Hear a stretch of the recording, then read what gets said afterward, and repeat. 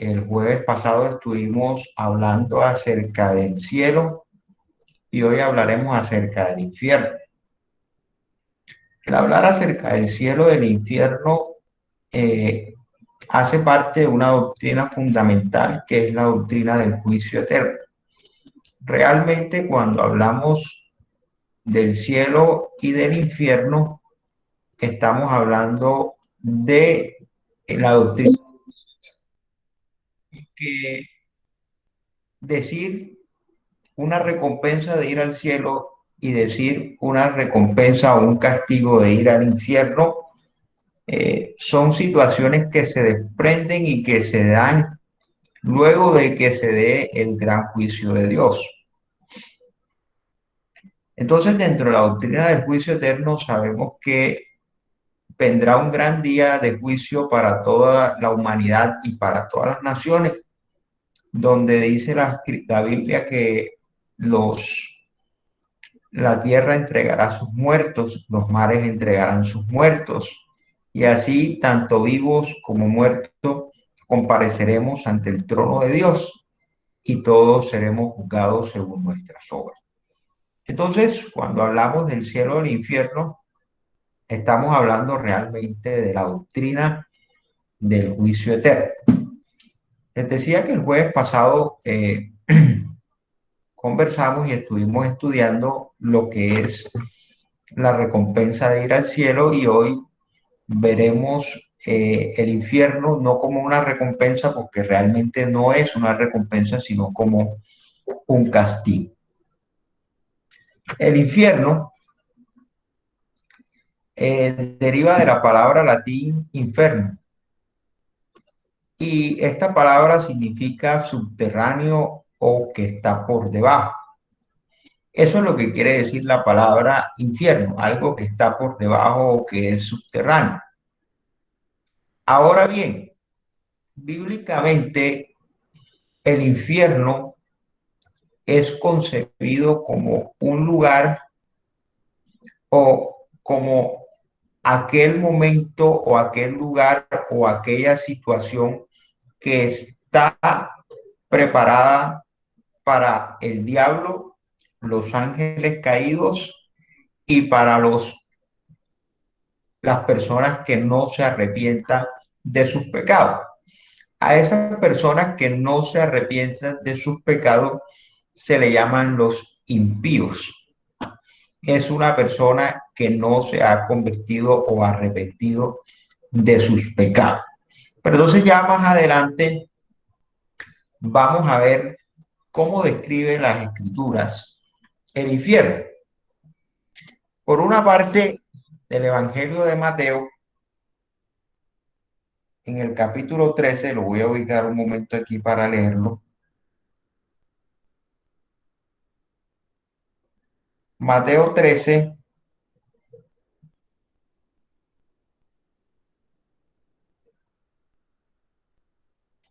versículos 39 al 40 nos dice lo siguiente.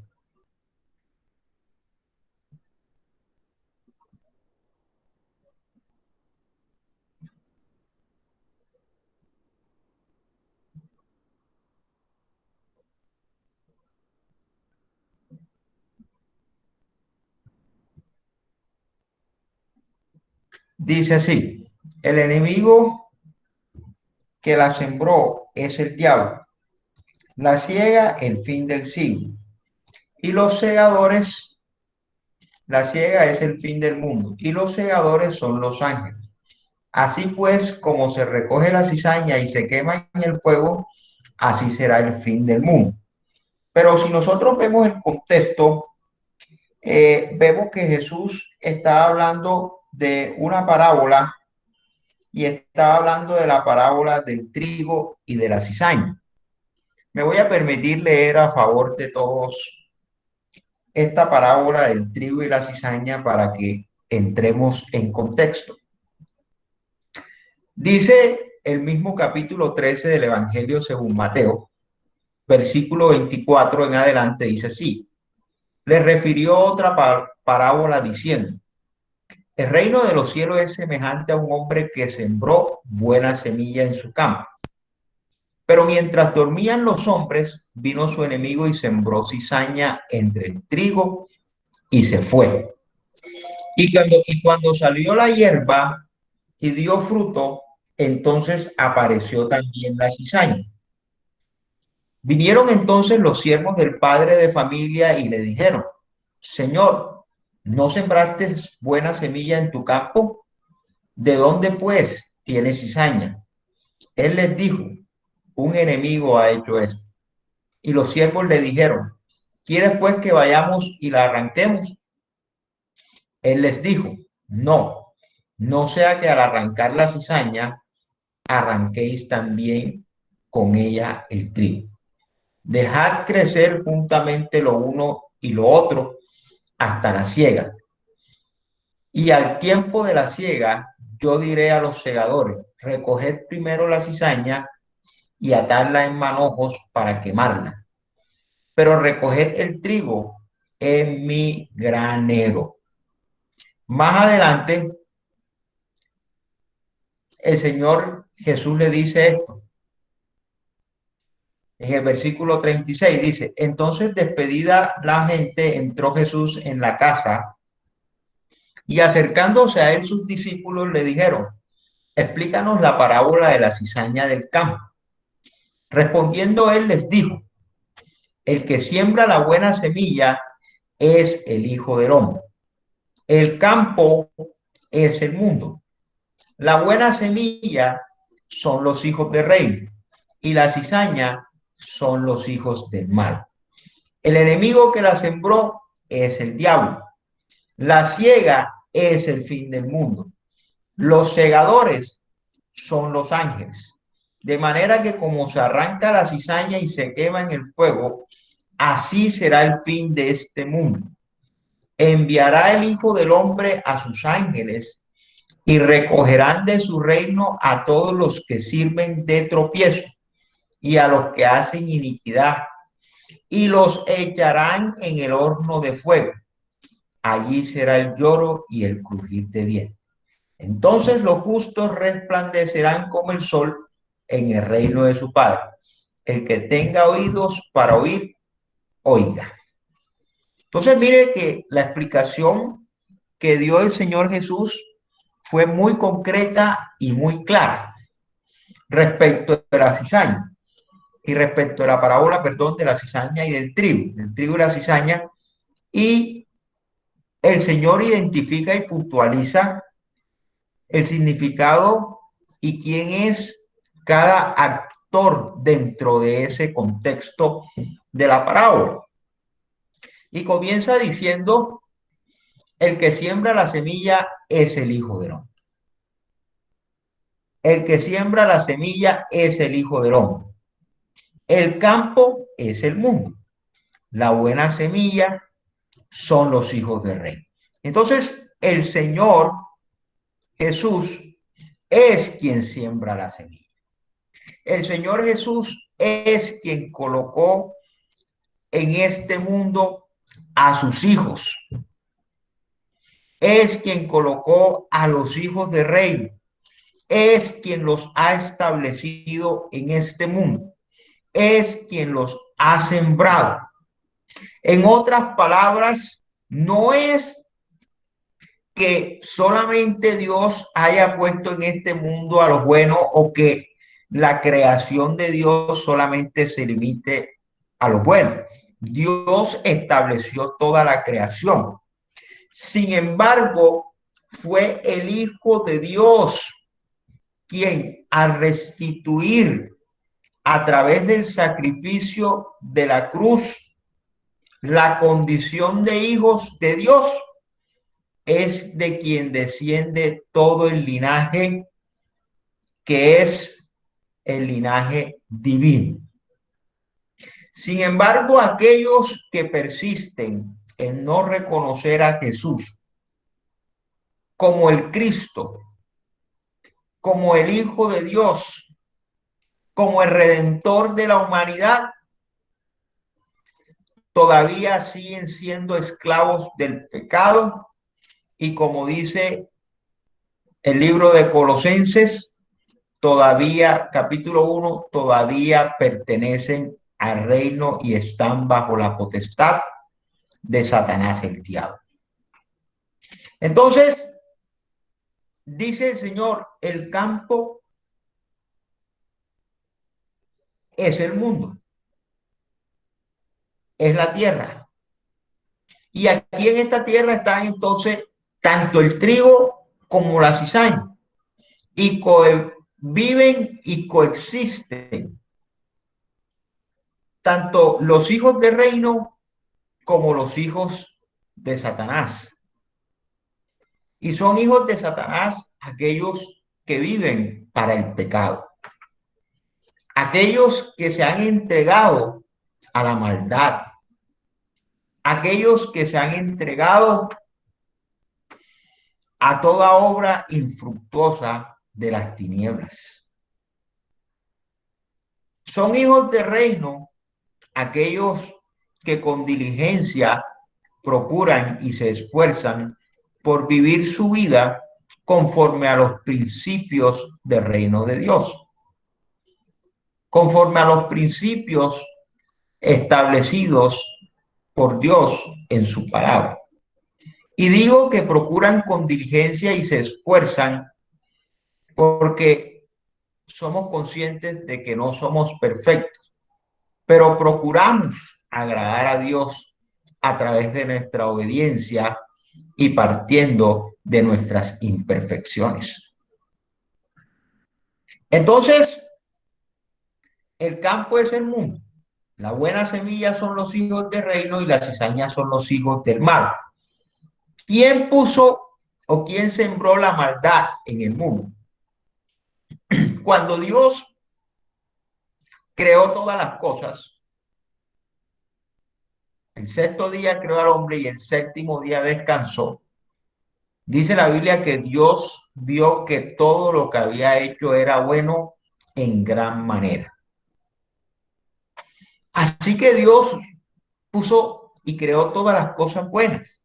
Pero ¿quién puso la maldad en el corazón del hombre? ¿Quién sembró esa semilla de maldad y de pecado en el corazón del hombre?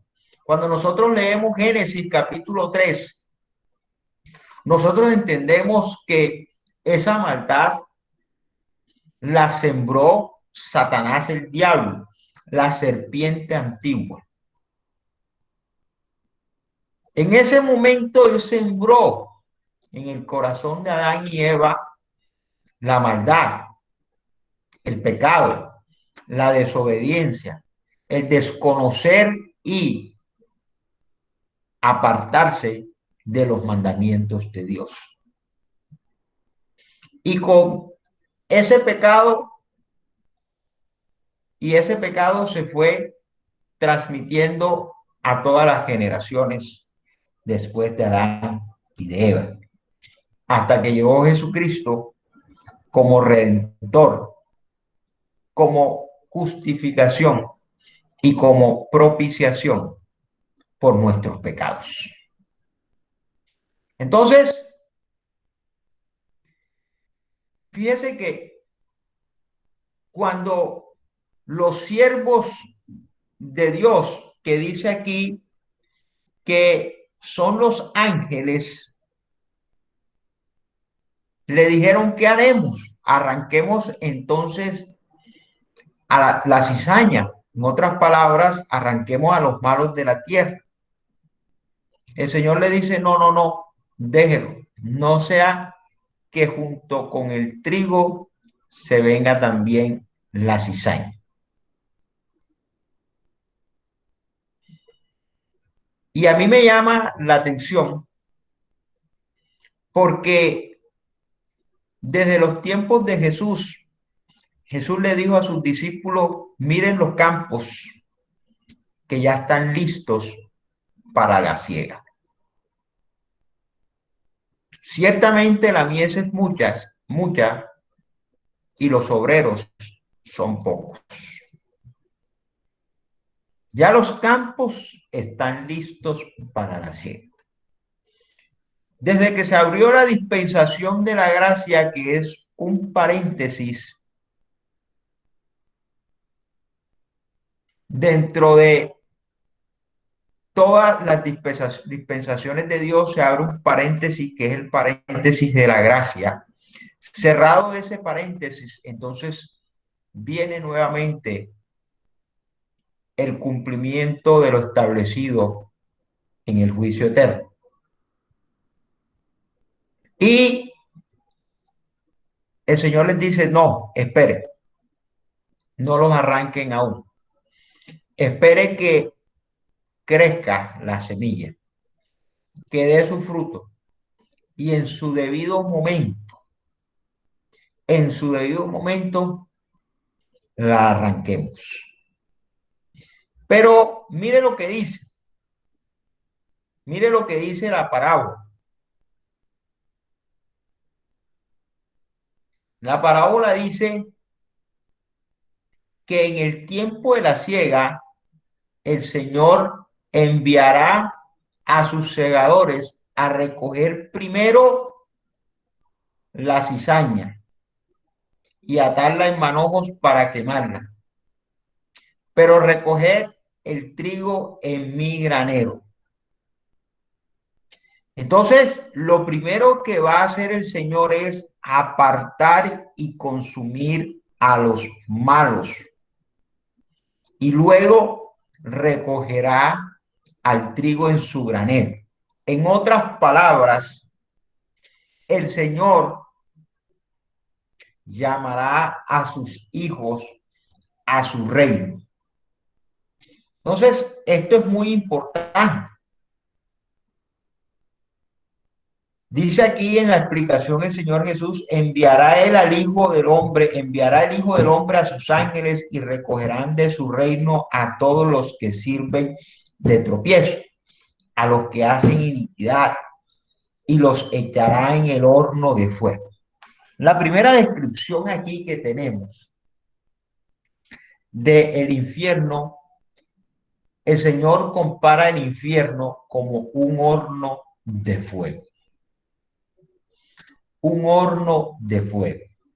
Es la primera descripción que tenemos aquí y que hace el mismo Señor Jesucristo y la encontramos en el Evangelio según Mateo, capítulo 13, versículo 42. Ahora entonces viene la pregunta. ¿Cómo podemos estar seguros que ninguna persona justa o impía ha recibido recompensa o castigo antes de la segunda venida de Jesucristo? Dice el Evangelio según Mateo, capítulo 16, lo siguiente. Versículo 27.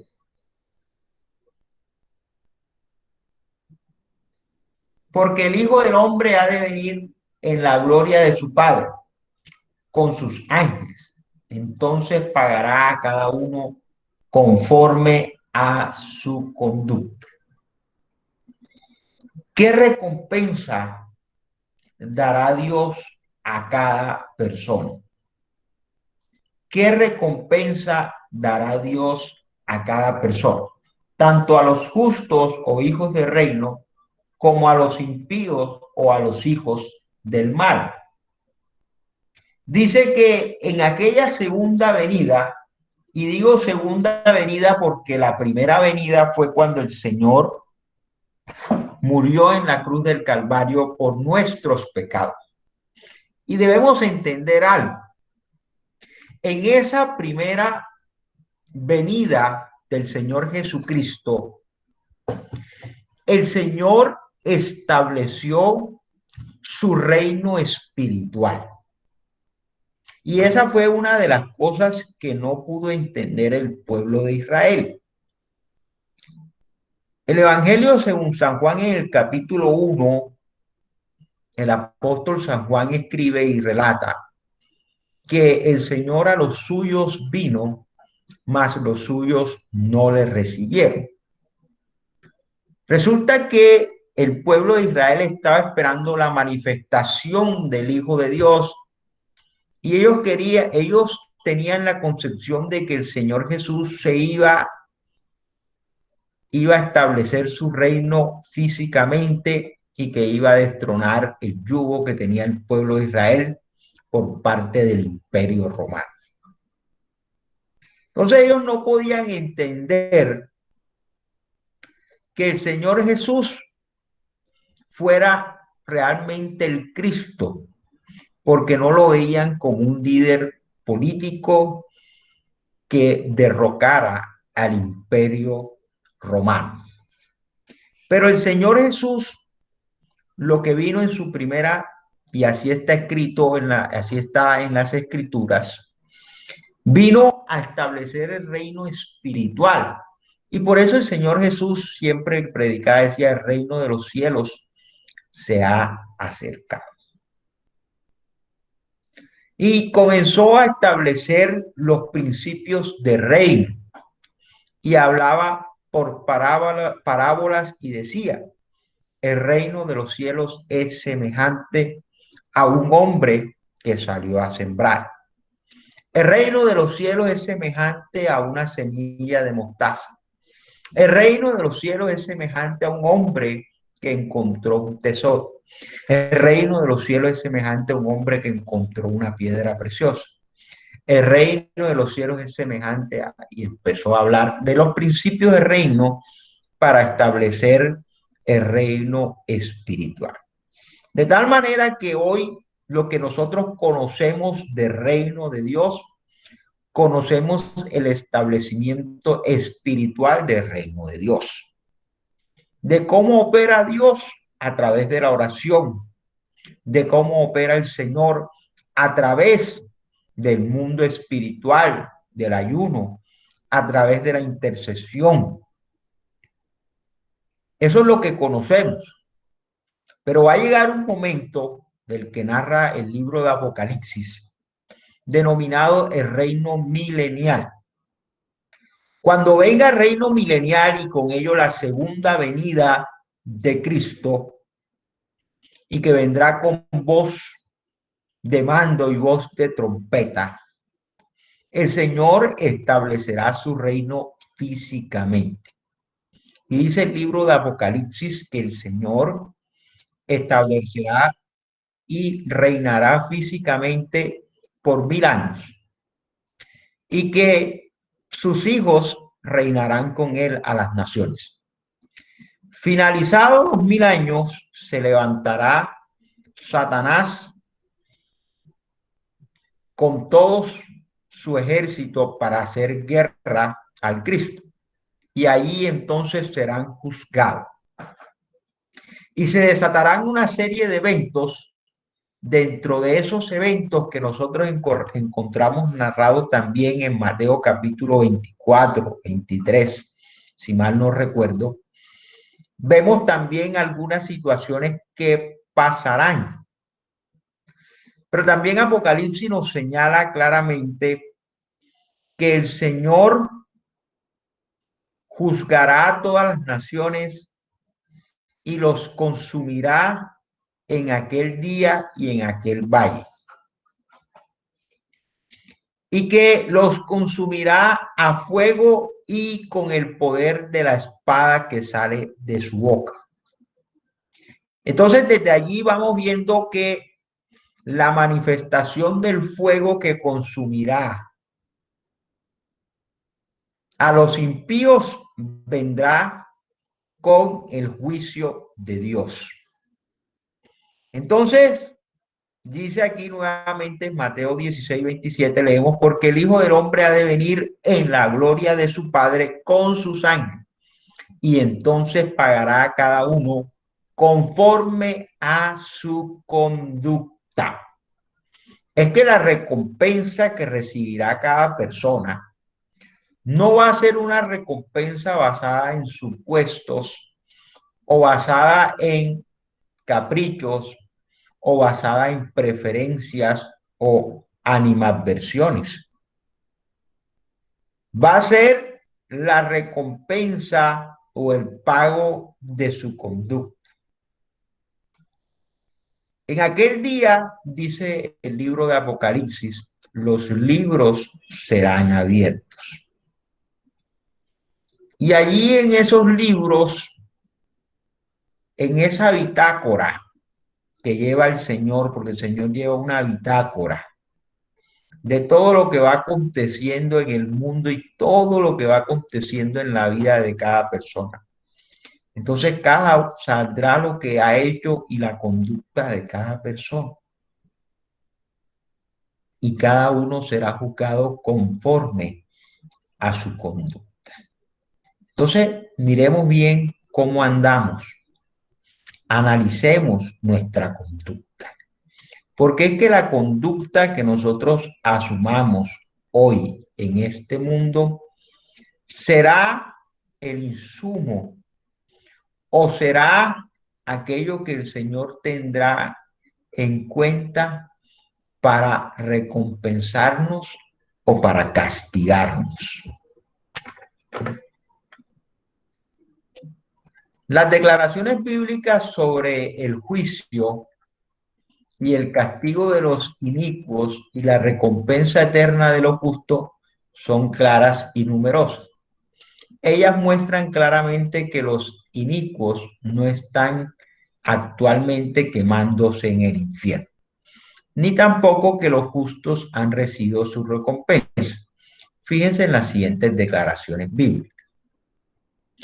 Segunda epístola de Pedro, capítulo 2, versículo 9, dice, ¿sabe el Señor librar de tentación a los piadosos y reservar a los injustos bajo castigo para el día del juicio?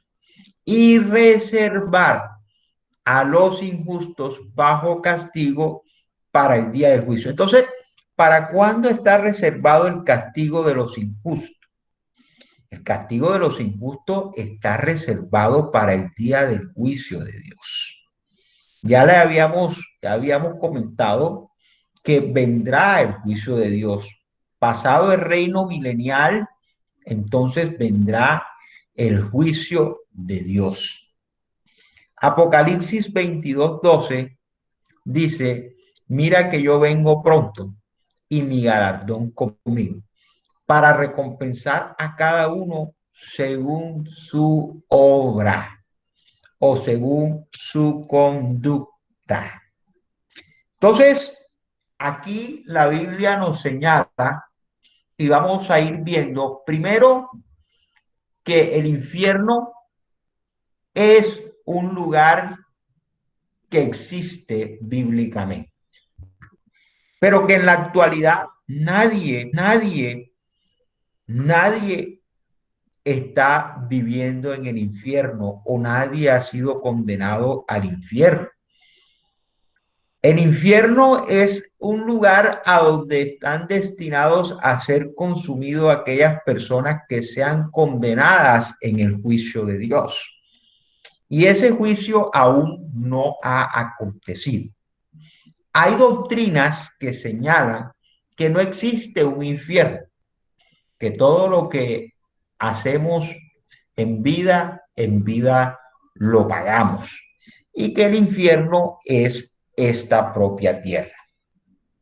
Ello no es acorde a lo que señala las escrituras. Y vamos a ir entonces observando lo que dicen las escrituras para desmentir esta afirmación. Sigue la pregunta. ¿Encontrará Dios placer en la muerte de los impíos? Claro que no. El Señor no quiere que ninguno de su creación se pierda. El Señor es definido en las Escrituras como un Dios de amor y un Dios de misericordia. En el libro del profeta Jeremías, el Señor dice a su pueblo, con amor eterno te he amado y por tanto prolongué sobre ti mi misericordia. Con amor eterno te he amado, por lo tanto prolongué sobre ti mi misericordia. El apóstol Juan señala en sus epístolas, en la primera epístola del apóstol Juan dice, Dios es amor. Y encontramos ahí entonces que Dios es un Dios de amor. Luego entonces Dios no puede encontrar placer en el sufrimiento, en el tormento o en la destrucción de algún ser humano. Mire lo que dice el libro de Ezequiel, capítulo 33, versículo 11. El Señor hablándole al profeta le dice, diles, vivo yo, dice el Señor Jehová, que no me complazco en la muerte del malvado, sino en que se vuelva el malvado de su camino y viva. Volveos, volveos de vuestros malos caminos. ¿Por qué queréis morir? El Señor no se complace en el sufrimiento. El Señor no se complace en que ningún ser humano, aunque sea un inicuo, padezca el sufrimiento del lago de fuego, del infierno, del horno que arde. Y dice el apóstol Pedro en segunda de Pedro capítulo 3:9, el Señor no retarda su promesa, según algunos la tienen por tardanza, sino que es paciente para con nosotros, no queriendo que nadie perezca, sino que todos vengan al arrepentimiento. Y esta disertación que hace el apóstol Pablo aquí en esta epístola segunda de Pedro, tiene un contexto, y es el contexto que entre la iglesia primitiva, la gente y las personas comenzaron a murmurar y a decir, ¿cuándo es que viene Jesús el Cristo? El Señor murió y prometió que vendría por su iglesia, que vendría por sus hijos, pero ¿cuándo es que viene? ¿Será que la promesa no se va a cumplir? Y desde que murió Jesús han pasado más de 2000 años. Y todavía hay personas que se preguntan, pero ¿cuándo vendrá el Señor? ¿Cuándo es que se dará cumplimiento a la promesa de la segunda venida de Cristo? Y aquí el apóstol Pedro nos dice lo siguiente, el Señor no retarda su promesa, según algunos tienen por tardanza, sino que es paciente para con nosotros, no queriendo que nadie perezca, sino que todos vengan al arrepentimiento. No es que el Señor esté demorando el cumplimiento de la promesa, sino que el Señor ha extendido sobre la humanidad su misericordia, porque no es el deseo del Señor que las personas perezcan. Dios no se complace en que los malvados mueran o perezcan. Por el contrario, el anhelo del Señor es que todos procedan al arrepentimiento.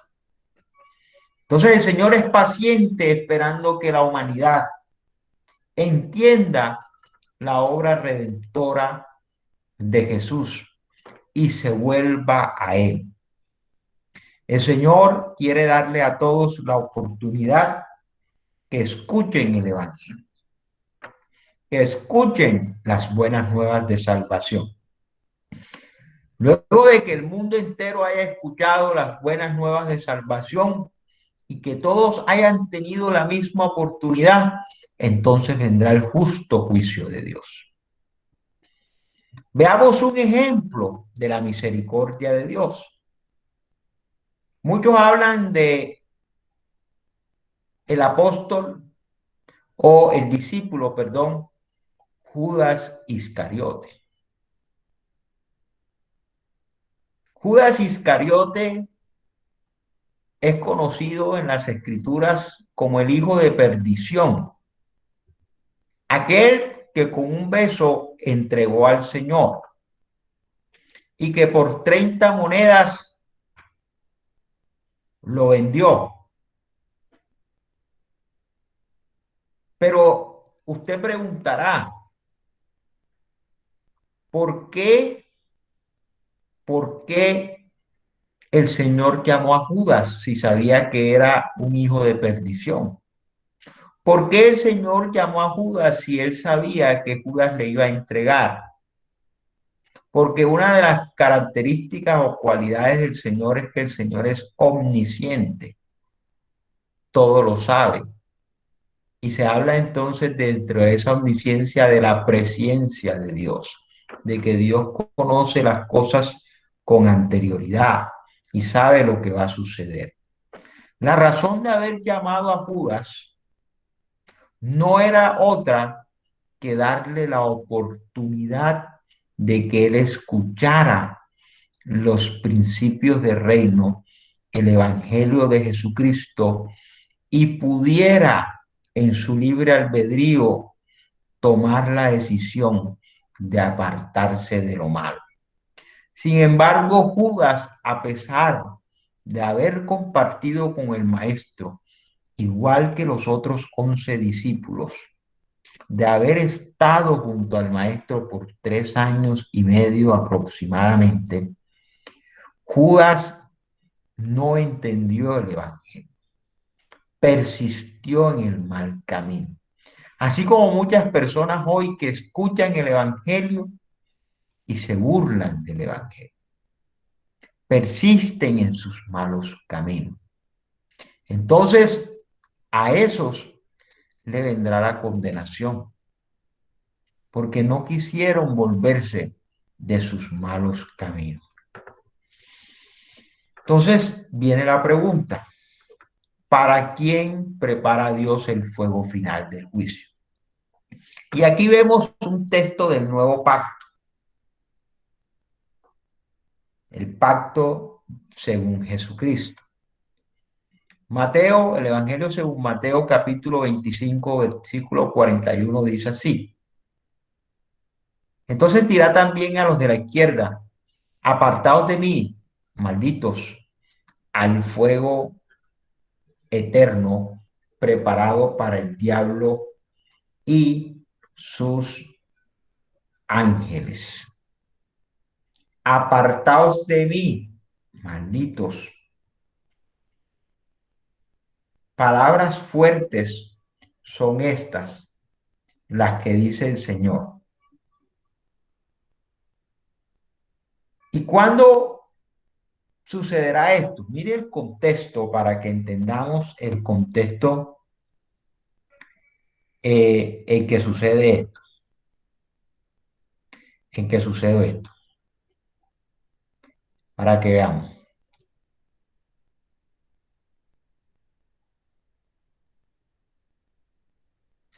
Dice así el versículo 31. Cuando el Hijo del Hombre venga en su gloria, nuevamente el Señor Jesús, hablando de su juicio, pero relacionado con la segunda venida. ¿Cuándo acontecerán estas cosas? La segunda venida del Hijo de Dios.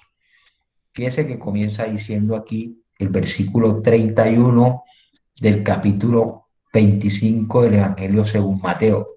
Cuando el Hijo del Hombre venga en su gloria y todos los santos ángeles con él, entonces se sentará en su trono de gloria y serán reunidas delante de él todas las naciones. Les decía anteriormente que en la primera venida de Jesús él estableció su reino espiritual, pero en la segunda venida establecerá su reino físico, ¿verdad? Y reinará las naciones físicamente y reinará por 1000 años. Y aquí lo corrobora el mismo Señor Jesús. No solamente lo que dice en Apocalipsis, sino lo que el mismo Señor Jesús dice que entonces se sentará en su trono de gloria. Cuando Él venga, se sentará en su trono de gloria. Y serán reunidas delante de Él todas las naciones. Y apartará los unos de los otros como aparta el pastor las ovejas de los cabritos. Y pondrá las ovejas a su derecha y a los cabritos a su izquierda. Entonces el rey dirá a los de su derecha, venid, benditos de mi Padre, heredad el reino preparado para vosotros desde la fundación del mundo. Les decía entonces que en esta segunda venida de Jesucristo, todos sus hijos reinarán con él. Y dice aquí el Señor Jesús, venid benditos de mi Padre, heredad el reino, heredad el reino. Pero la palabra heredad es muy propicia al contexto, porque solamente heredan los hijos. En principio, solamente heredan los hijos. Hay otras personas que pueden heredar, pero el heredero por excelencia o aquel que está en el primer orden sucesoral, como dice la ley o como dice la doctrina jurídica, la jurisprudencia, los que están en el primer orden son los hijos. Entonces es muy propicio cuando el Señor y muy pertinente cuando el Señor dice, venid benditos de mi Padre, llamando a los hijos. Dice, heredad el reino preparado para vosotros desde la fundación del mundo. Y comienza el Señor a decir, porque tuve hambre y me disteis de comer. Tuve sed y me disteis de beber. Fui forastero y me recogiste. Estuve desnudo y me cubriste. Enfermo y me visitaste. En la cárcel y viniste a mí. Entonces los justos responderán diciendo, Señor, ¿cuándo te vimos hambriento y te sustentamos? O sediento y te dimos de beber. ¿Y cuándo te vimos forastero y te recogimos, o desnudo te cubrimos? ¿O cuándo te vimos enfermo en la cárcel y vinimos a ti? Y respondiendo el rey les dirá, de cierto os digo, que en cuanto lo hiciste a uno de estos mis hermanos más pequeños, a mí lo hiciste. Fíjese que el Señor está hablando aquí de conductas, de obras. Y usted me dirá, hermano José, pero es que el cielo no se gana por obras. Y eso es cierto. El cielo no lo alcanzamos por obras, lo alcanzamos por la fe en Dios. Pero por esa fe que nosotros tenemos en Dios y por obediencia a sus mandamientos, entonces nosotros nos conducimos en esta vida conforme a sus preceptos. Y nuestra conducta es el reflejo de nuestros principios y de nuestras creencias. De tal manera que la creencia es algo interno y la conducta es algo externo que representa nuestra fe. Por fe vivimos y por fe andamos en este mundo. Por fe vivimos y por fe andamos en este mundo. La fe que está en nuestros corazones nos lleva a actuar conforme a esos principios y conforme a ese conocimiento que hemos interiorizado.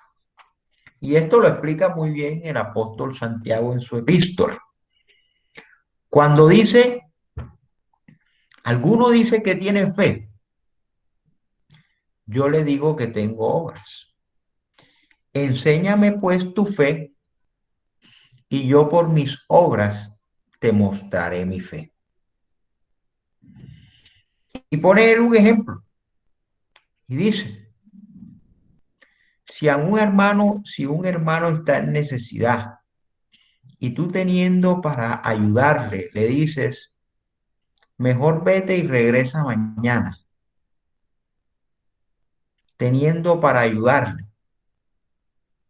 Eso no es fe. Eso no es haber interiorizado los principios del reino de Dios. Esa no es una conducta conforme al Evangelio de Jesucristo. porque es que nuestra conducta tiene que estar motivada por el fruto del Espíritu. Y el fruto del Espíritu es amor.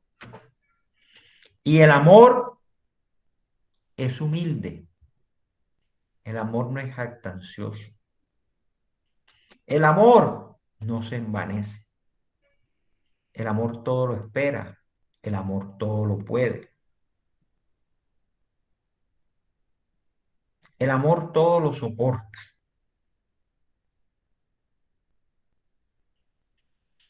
El amor es afable, es benigno.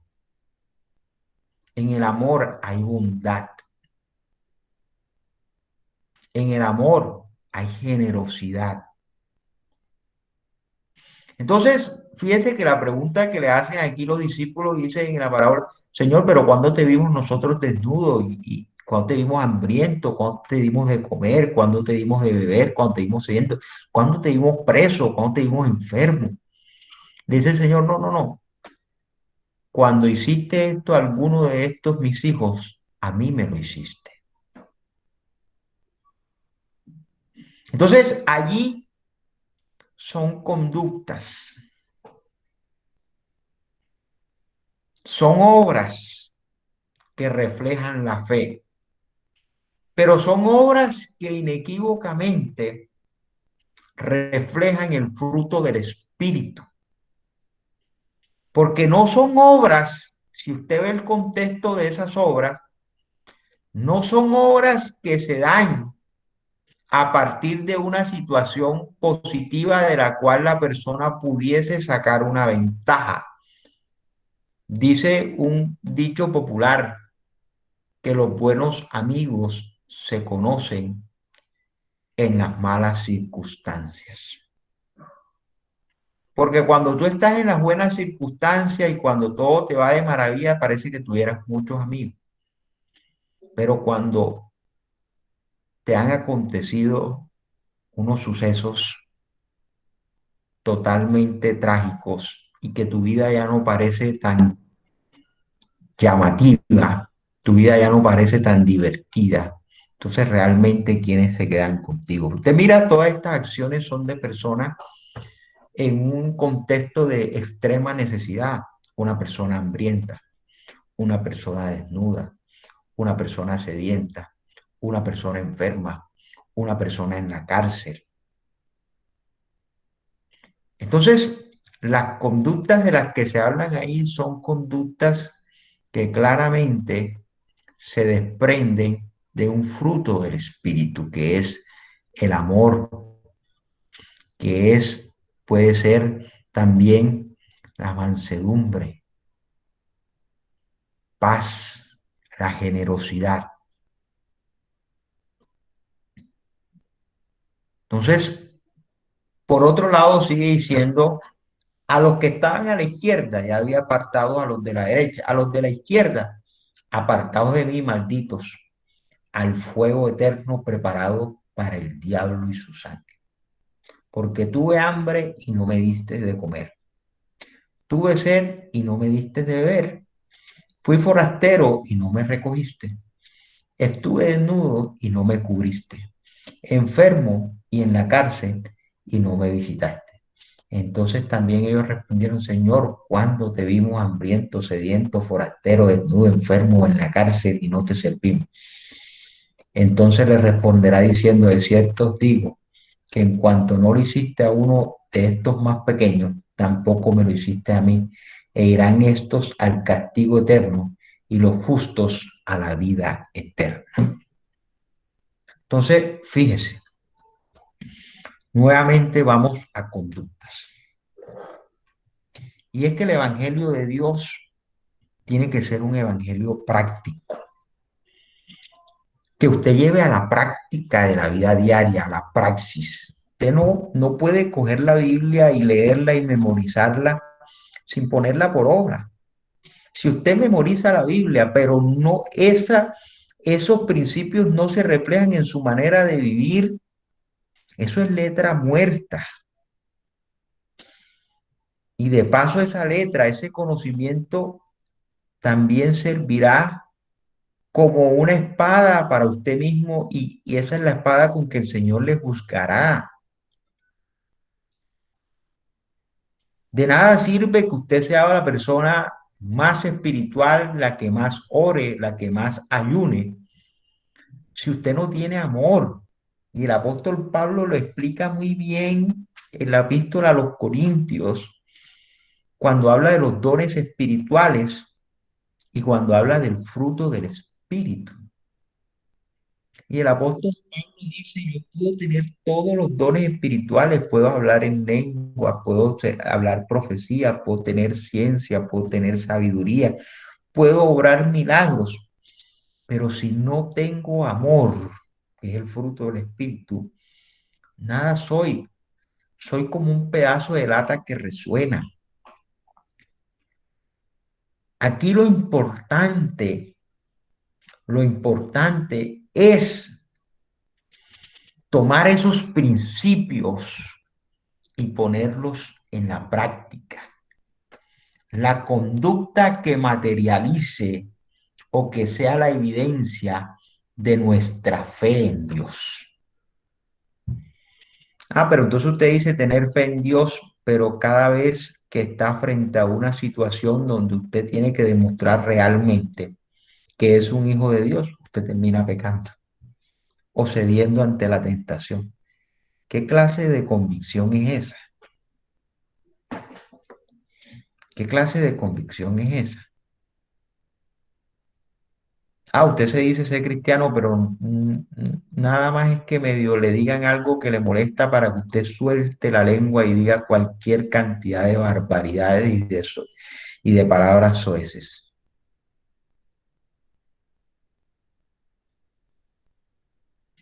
Usted dice que es cristiano, pero nada más que alguien le diga o que vea a una persona en necesidad para hacerse el de la vista gorda.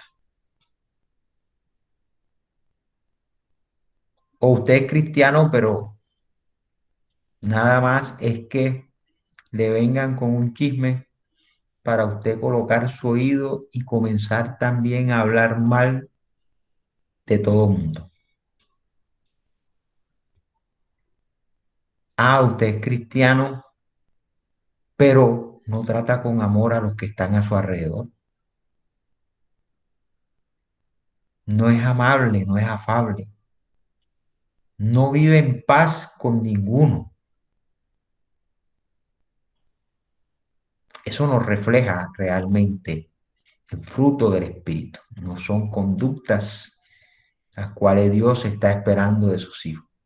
Entonces, esa es la promesa que está en el Nuevo Testamento, el Nuevo Pacto, digamos la profecía del Viejo Pacto, el de la ley. Dice, en el libro del profeta Ezequiel, capítulo 28, 18, dice, con la multitud de tus maldades y con la iniquidad de tus contratos profanaste tus santuarios.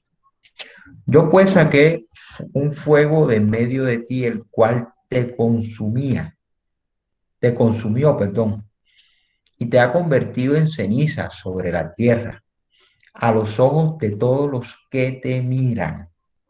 Nuevamente vemos aquí relacionado el fuego como el elemento que Dios utilizará para el castigo de los que se han rebelado contra Él y de los que han obrado con maldad.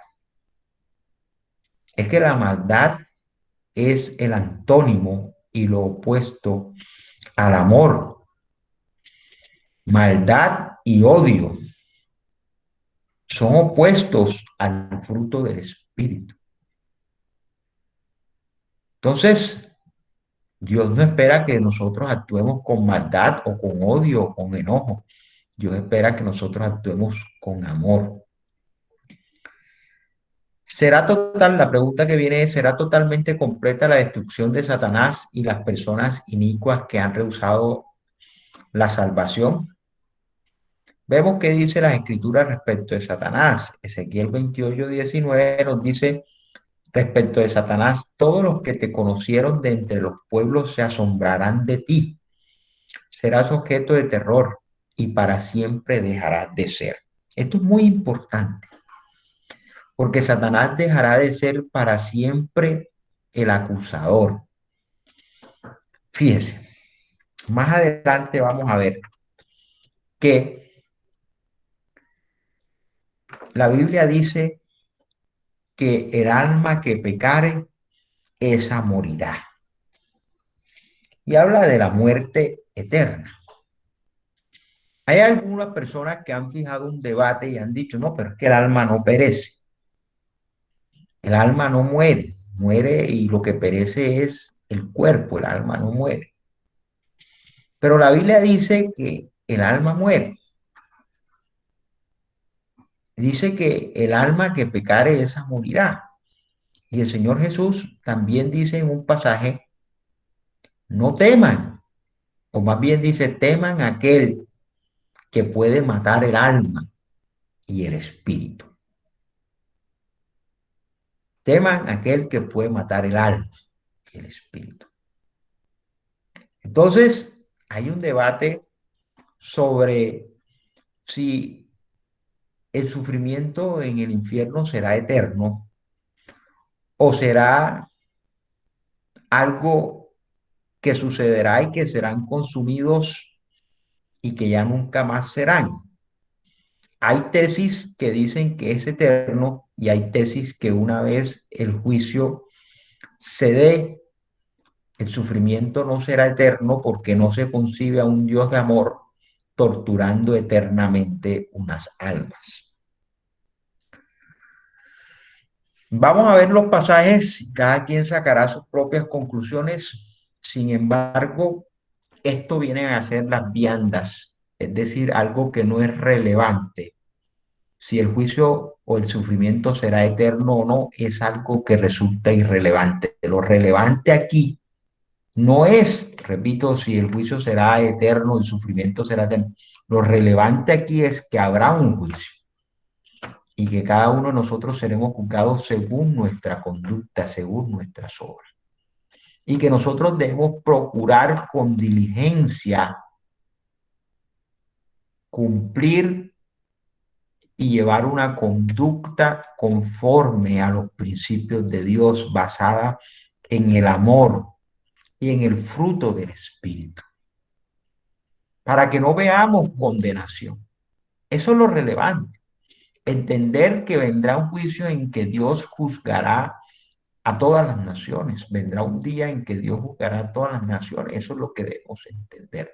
Eso es lo realmente importante de esta doctrina. De los impíos, ¿qué se dice? Miren lo que dice la escritura de los impíos. En el libro del profeta Malaquías, capítulo 4, versículo 1, nos dice lo siguiente. Porque aquí que está para llegar aquel día, hablando del día del juicio del Señor. En el Antiguo Testamento se le conoce como el día del Señor. ¿Cómo será aquel día? Dice, ardiente como un horno, ardiente como un horno. Y todos los soberbios y todos los que hacen maldad serán como el rastrojo. Aquel día que está para llegar los abrazará, dice Jehová de los ejércitos, y no les dejará ni raíz ni rama. Este pasaje nos indica que aquellas personas serán borrados de la faz de la tierra, que no quedará rastro de ellos en aquel día, serán consumidos por ese fuego, por ese horno, hasta que no quede rastro de ellos. Es lo que entendemos del contexto bíblico, de ese pasaje que acabamos de leer. Miremos entonces otras escrituras de alguna explicación acerca de la destrucción de los impíos, de los malvados. En el Salmo 145, versículo 20 dice, Jehová guarda a todos los que le aman, mas exterminará a todos los impíos. El Salmo 37, 20 dice, mas los impíos perecerán, serán consumidos y se disiparán como el humo. Aquí este texto también nos dice que habrá una destrucción total del impío, que serán reducidos a humo, que serán exterminados totalmente, que no quedará rastro de ellos. El Salmo 21:9 dice, Jehová los deshará en su ira y fuego los consumirá. Y dice Abdías 1:6, Abdías 16, dice, serán como si no hubieran sido. Serán como si no hubieran sido. Todos estos pasajes parece que dieran a entender que la destrucción del malvado será total, que el malvado dejará de ser, que será consumido en su totalidad. Después de que la destrucción de los impíos haya terminado, quedará algún fuego. Isaías 47:14 dice, he aquí que serán como tamo y el fuego los quemará.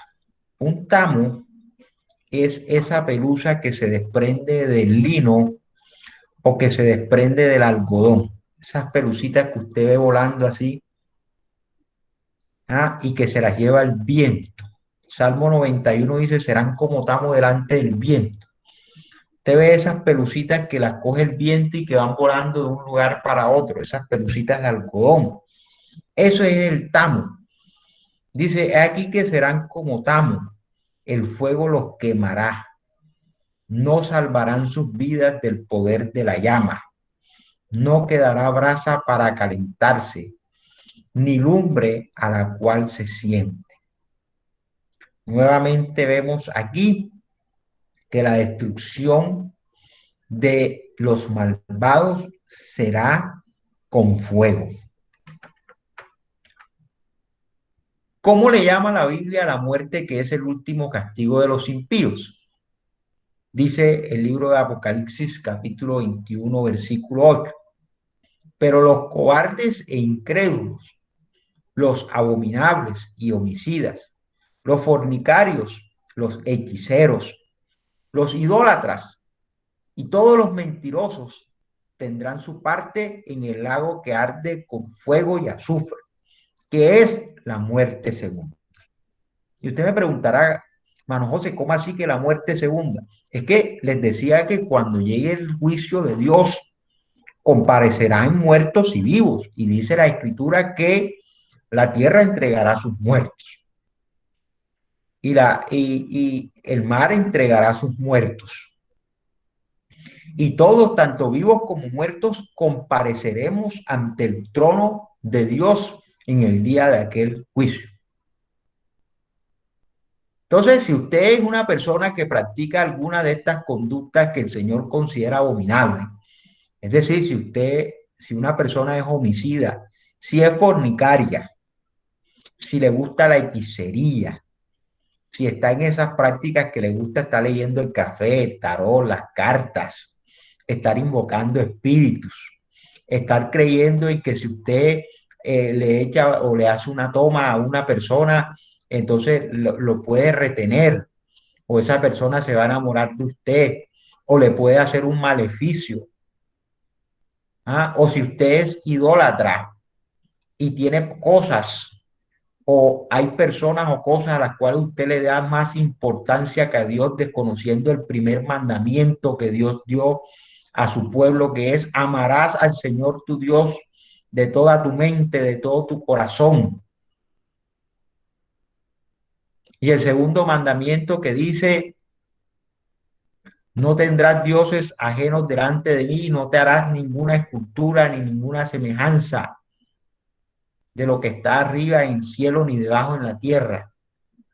Y si usted es una persona mentirosa, si usted es una persona que anda en inmoralidad sexual, si usted es una persona que además de ser mentirosa es mal hablada, maldiciente,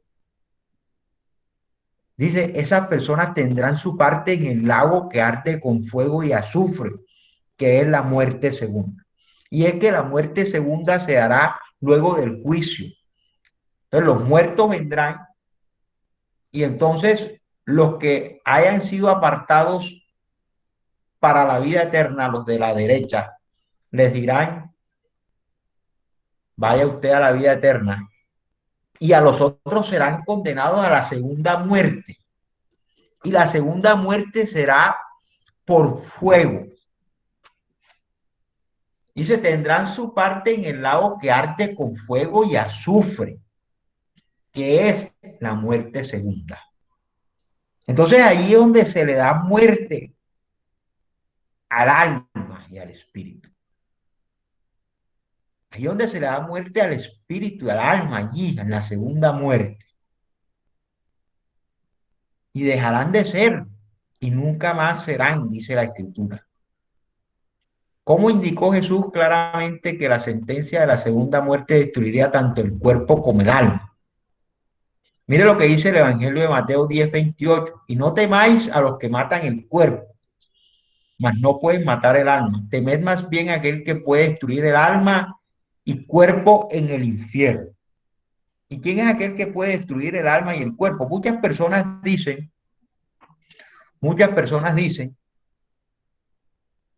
que en este pasaje el Señor habla de Satanás, pero no, no, no, no, no. El que tiene la potestad de la vida y de la muerte en sus manos es el Señor. El Señor es el que juzgará a todas las naciones y en aquel día recompensará a algunos con la vida eterna y a otros con la muerte en el infierno, en el lago de fuego y azufre. Lo dice claramente aquí. No temáis a los que matan el cuerpo, mas no pueden matar el alma. Temed más bien a aquel que puede destruir el alma y el cuerpo en el infierno. No tomemos el evangelio del Señor como fuego, como juego, ni lo tomemos de burla, porque más bien el Señor nos exhorta a que temamos delante de él, que seamos reverentes y obedientes a su palabra, para que entonces nuestra alma no sea destruida en el infierno.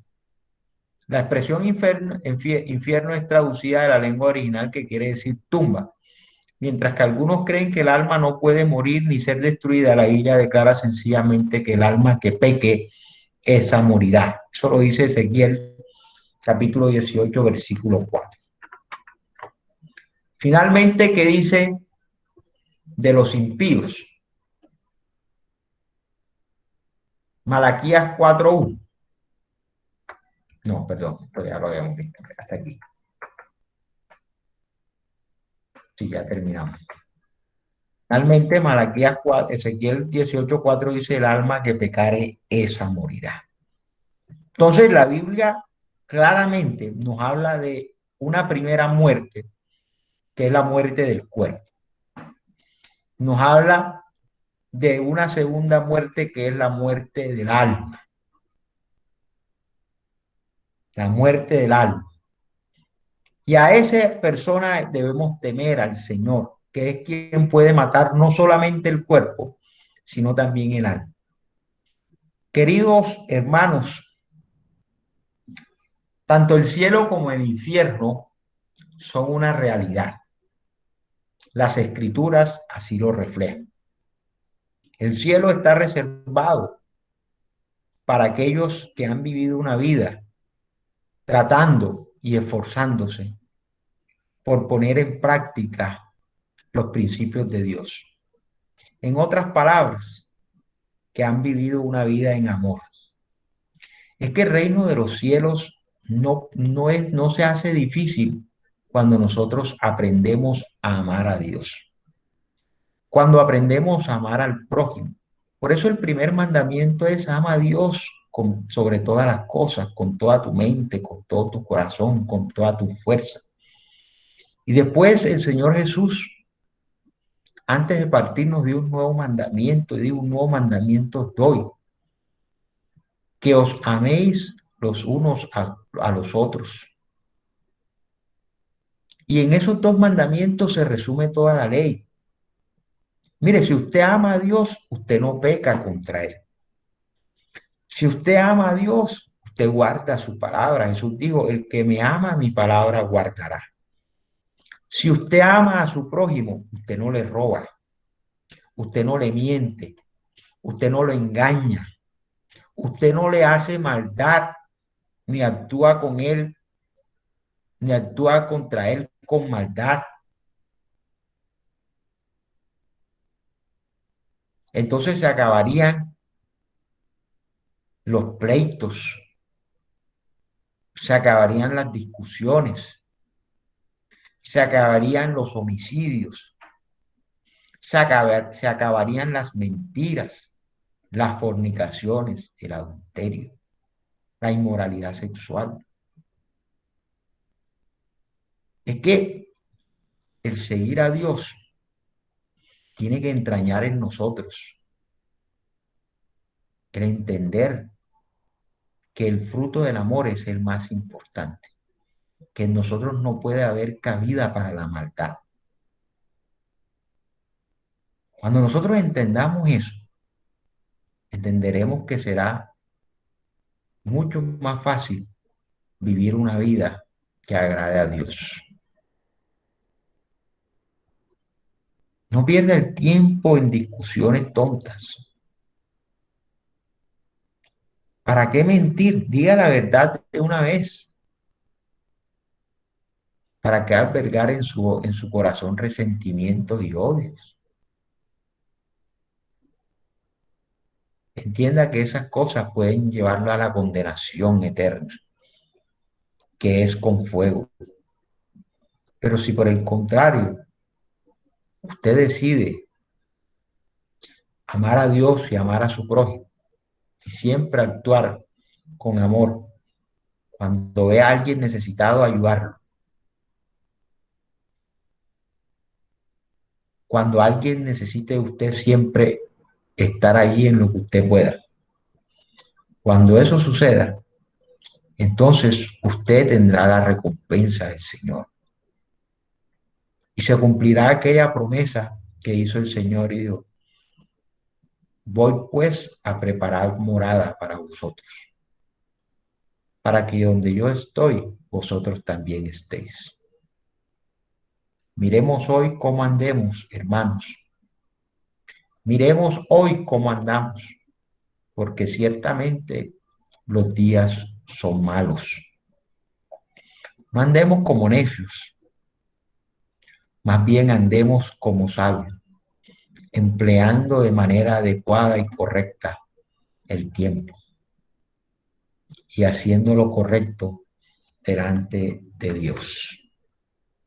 Si usted ha escuchado este mensaje y usted ha decidido entregarle su vida al Señor, porque aunque había estado aquí en estas clases de discipulado, todavía no había tomado la decisión de entregarle su vida al Señor, pero hoy usted quiere decir, yo quiero reconocerte, Señor, como mi Salvador, aceptarte y aceptar el sacrificio que tú hiciste en la cruz, porque he entendido que a través de ti, a través de ese sacrificio, podemos alcanzar la redención, la restitución y la justificación, pero también podemos alcanzar la salvación y la vida eterna. Yo le invito a que usted, si ha tomado esa decisión, repita esta oración conmigo. Padre Celestial, vengo delante de ti hoy, reconociendo que soy pecador y que tú enviaste a tu único Hijo, Jesucristo, a que muriera en la cruz por mí. Por eso ahora yo me arrepiento de todos mis pecados. Te pido que me perdones y acepto a Jesús como mi único Señor y Salvador.